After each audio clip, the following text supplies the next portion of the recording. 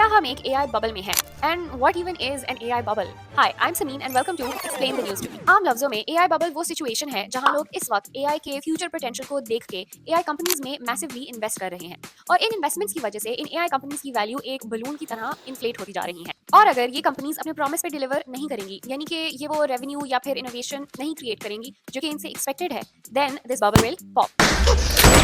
This can have disastrous consequences और इसको further समझने के लिए watch this video. Now back to our question. क्या हम इस वक्त एक AI बबल में हैं?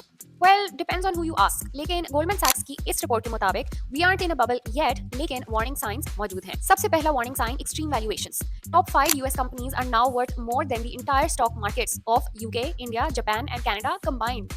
दूसरा warning sign है AI infrastructure में unprecedented spending और एनालिस्ट के हिसाब से तीसरा बहुत इंटरेस्टिंग पॉइंट है circular flow of money between AI companies, जिसके लिए आप इस इमेज को देखें।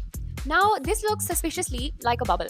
आपको नजर आएगा कि कुछ कंपनीज जैसे कि निविडिया, ओपनएआई, अमेज़न एक दूसरे से ही कुछ ना कुछ खरीद रही हैं या एक दूसरे को ही कुछ ना कुछ बेच रही हैं। तो एनालिस्ट का सवाल ये है कि दीज कंपनीज आर ग्रोइंग, लेकिन कैश कहाँ है?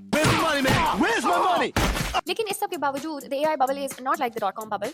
Many AI companies generate massive profits, ये डिविडेंड्स पे करती हैं, स्टॉक बायबैक करती हैं। In some cases stock prices match earnings, जैसे निविडिया की stocks are up but so are its earnings. Valuations भी लोअर हैं देन पास्ट बबल्स और कोई गैम्बलिंग नुमा बिहेवियर जैसे कि एक्सेसिव आईपीओज भी नजर नहीं आ रहे। तो कह सकते हैं कि we are not in a bubble yet but we are close. आपके ख्याल में is this a bubble and is it about to burst? Let us know in the comments. For more videos like this, don't forget to hit that follow button.